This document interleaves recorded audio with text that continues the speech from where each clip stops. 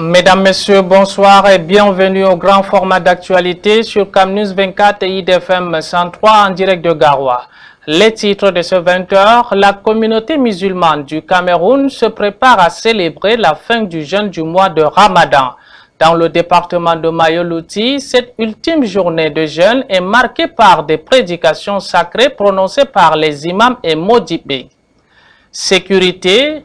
Le Nord Cameroun vient de marquer la 13e phase de l'opération Adano, une initiative qui vise à renforcer la sécurité et à lutter contre la montée des prises d'otages avec des demandes de rançon. Voilà pour la vitrine de ce soir. Religion.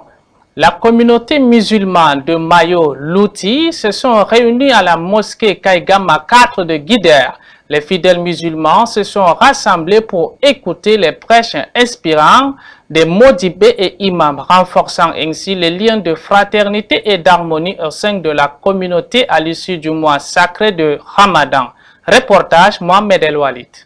En ce jour béni, alors que le mois sacré de Ramadan touche à sa fin, la mosquée Kaigama 4 de Guider, chef-lieu du département de Mayo-Loti, s'est illuminée d'une ferveur spirituelle sans pareil. Les fidèles musulmans rassemblés en ce lieu saint ont eu l'immense privilège d'écouter les prêches des imams et modibés. Les enseignements prodigués par les imams ont résonné comme un appel à la paix et à l'unité. Dans un contexte où la cohésion sociale est plus que jamais nécessaire, ces mots ont su toucher les cœurs, invitant chacun à méditer sur l'importance de la solidarité et de la compréhension mutuelle. Dans sa prédication empreinte de sagesse, Modibo Aboubakar Ibrahim a exhorté les fidèles à prier pour la stabilité du Cameroun. Il a rappelé que le mois de Ramadan n'est pas seulement un temps de jeûne et de dévotion, mais également une période propice à la réflexion sur notre engagement envers notre communauté. On a demandé à Dieu de garder la paix dans le pays, dans le Cameroun en général.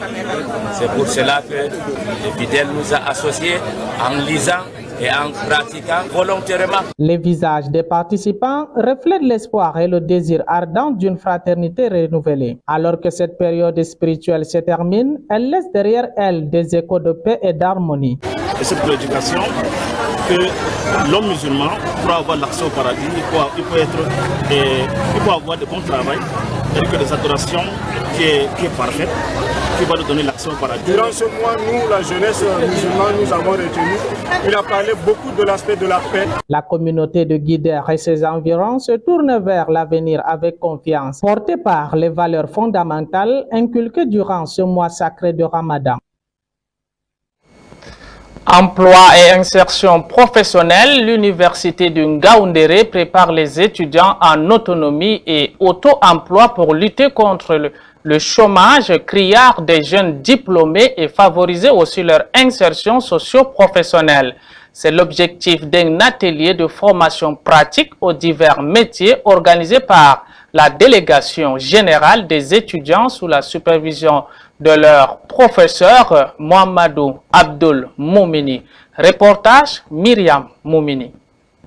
L'université de Ngaoundéré prépare les étudiants à l'autonomie et à l'auto-emploi à travers des formations pratiques et variées.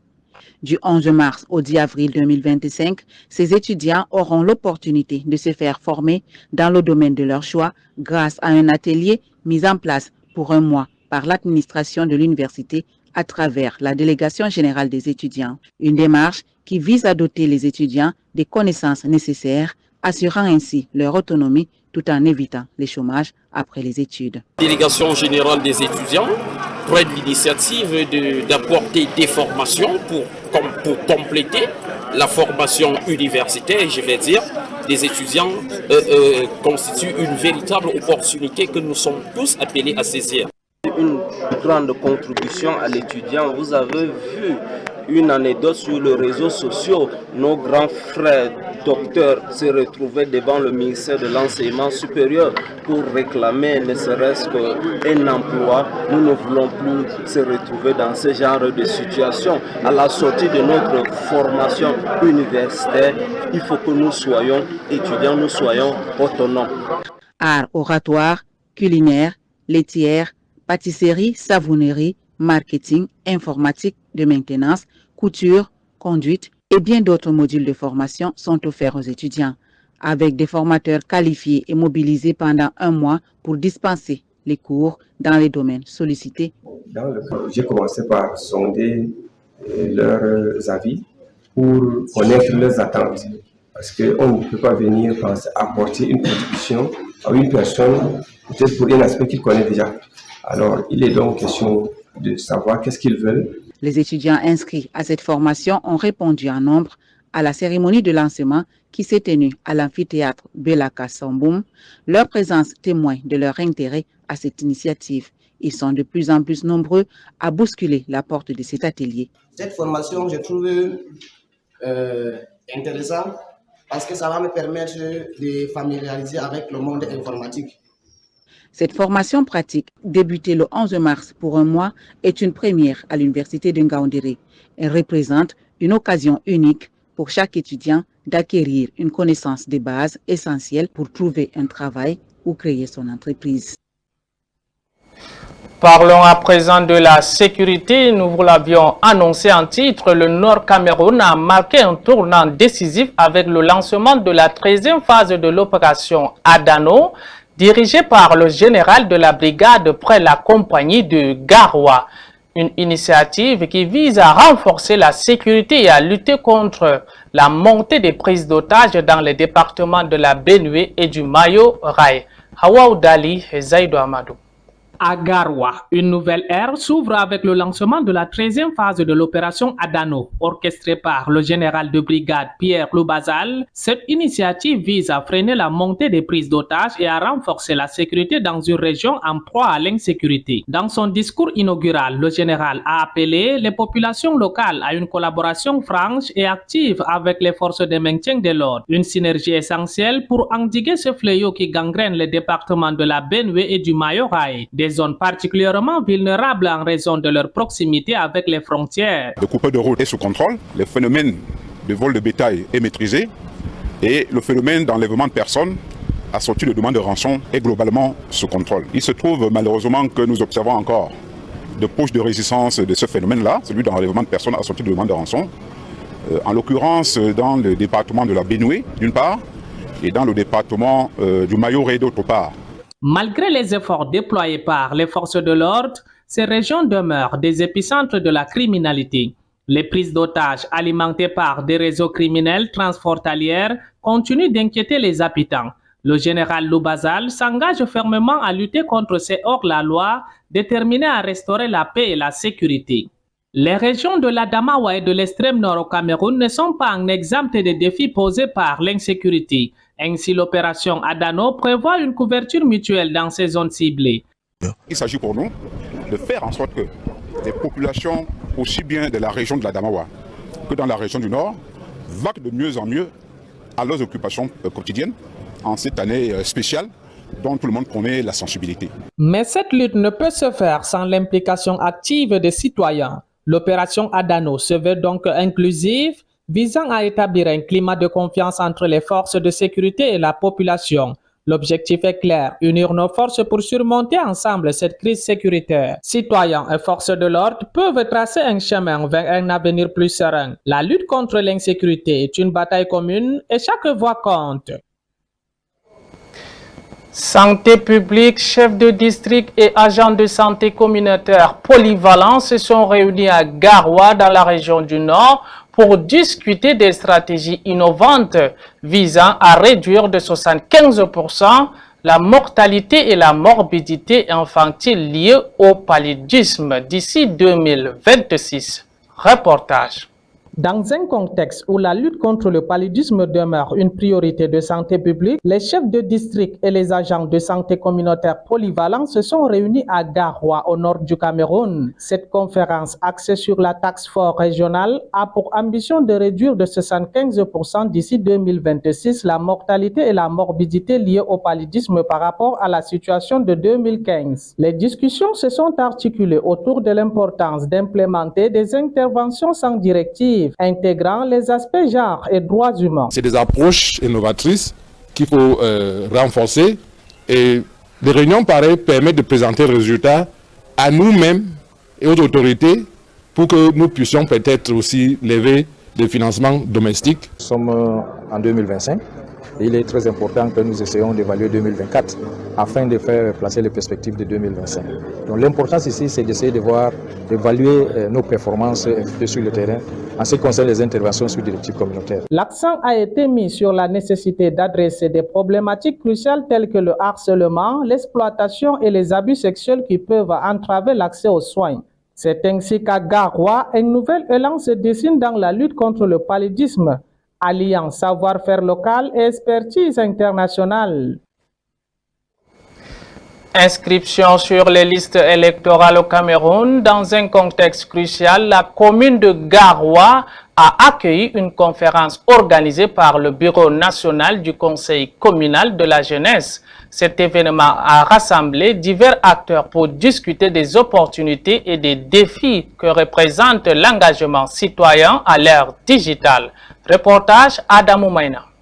Dans un contexte politique en pleine effervescence marqué par l'approche des prochaines élections présidentielles au Cameroun, le Bureau national du Conseil de la jeunesse, antenne communale de Garoua 2, a pris l'initiative d'organiser une conférence cruciale. Celle-ci vise à sensibiliser les jeunes sur l'importance des inscriptions sur les listes électorales. Sous le thème « Les enjeux du numérique en période électorale entre opportunités et défis », la salle des actes de la commune de Garoua 2e a réuni un large éventail d'acteurs, leaders d'associations, représentants de la société civile, président de mouvements de jeunes et influenceurs de réseaux sociaux. Ensemble, ils ont débattu sur des enjeux liés à l'engagement citoyen dans un monde numérique en constante évolution. L'objectif principal de cette conférence est d'amener les acteurs, les leaders associatifs à assimiler le contexte cette année-ci, qui est un contexte vraiment délicat, celui des élections. Et le numérique est au centre de tout échange, de tout processus cette année-ci.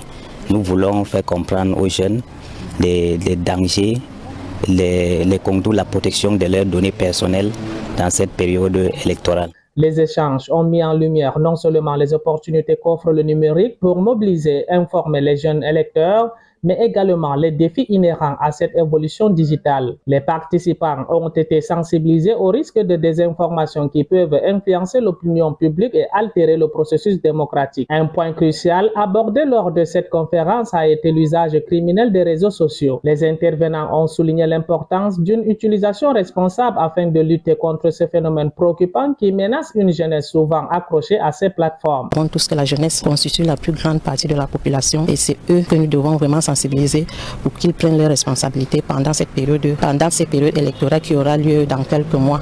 Mais nous savons aussi que nous comptons beaucoup sur ces jeunes puisqu'ils sont trop fragiles et ils peuvent être détournés par les discours de haine, par des propos malsains. Donc il faudrait qu'on attire leur attention à partir de maintenant. Cet atelier riche en enseignements a permis aux jeunes de la ville de Garoua et ses environs de faire de leur engagement citoyen une priorité dans leurs tâches quotidiennes. En rappelant leurs droits et devoirs envers la nation, cette conférence s'inscrit comme un pas important vers une participation active et éclairée aux prochaines élections. En sport football, CAN U17 au Maroc, les Camerounais rentrent en scène ce 31 mars contre le Burkina Faso. Mais avant la compétition, les poulains du sélectionneur Alioum Seydou sont à l'école. Question d'allier sport et études. 3 enseignants ont été mutés au royaume chérifien pour permettre de garder les réflexes scolaires même en pleine compétition.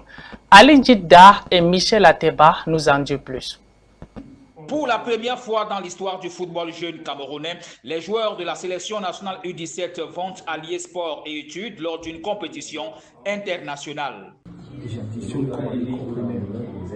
plus 3, ça fait combien? 5, ça va? Les signes sont les mêmes. Ils sont 3 enseignants, dont 2 littéraires, professeurs d'anglais et histoire, géographie, éducation civique et morale, et un enseignant des sciences, Albert Segbé, professeur de physique, chimie et technologie au collège Christina de Douala. Leur rôle, le suivi scolaire des CU17 avant et pendant la compétition.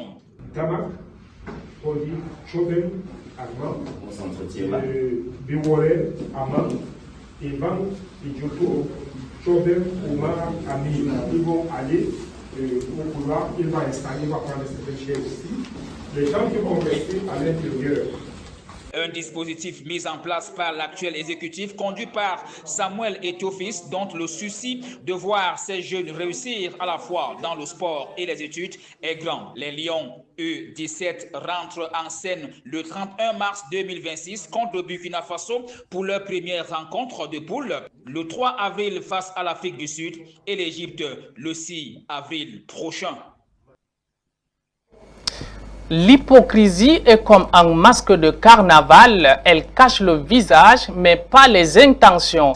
Quand les gens sont jaloux, ils vous mettent les bâtons dans les roues. Mais ils oublient que les autres peuvent avoir des roues de secours. Fin de 20h sur Camnews 24 TV et ITFM 103 émettant depuis Garoua, Barka Dassarla à toute la communauté musulmane du Cameroun. On jarama.